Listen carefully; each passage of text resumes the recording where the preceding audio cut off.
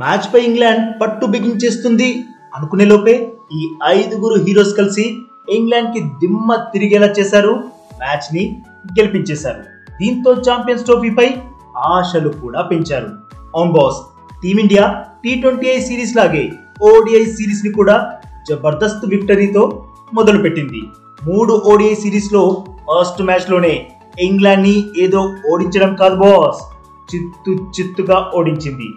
Team India అయితే గెలిచింది, కానీ ఒక టైంలో మ్యాచ్ మన చేజారిపోతుందేమో అనిపించింది.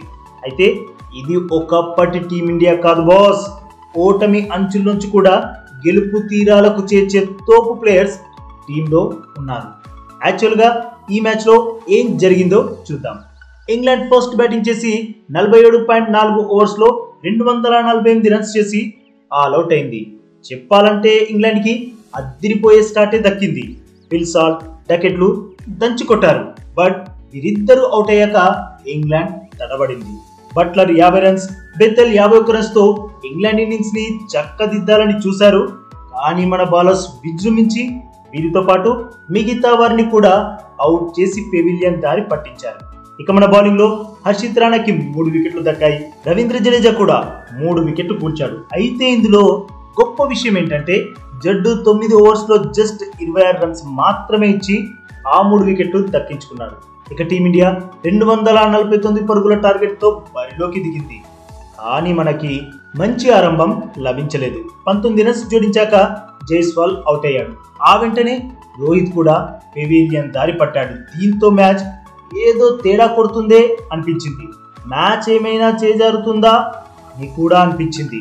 బట్ అప్పుడే శుభ్మన్ గిల్, శ్రేయస్ అయ్యర్లు అత్తిరిపోయే బ్యాటింగ్ పర్ఫార్మెన్స్ చేయడంతో ఒక్కసారిగా టీమిండియా విజయం వైపు దూసుకెళ్లింది.